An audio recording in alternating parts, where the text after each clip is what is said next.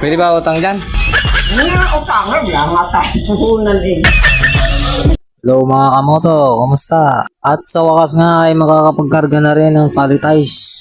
Nandito nga pala ako ngayon sa parking ng Kalamba at nakita ko nga yung kaibigan ko na may inaayos-ayos lang niyang sasakyan.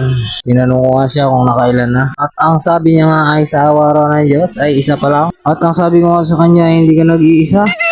Hello, ano ba nangyari dyan? Ano ba nangyari? Hindi starter.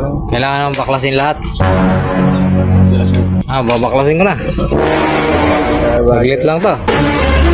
Bukas lang, nasa baba na lahat to. Try ko na.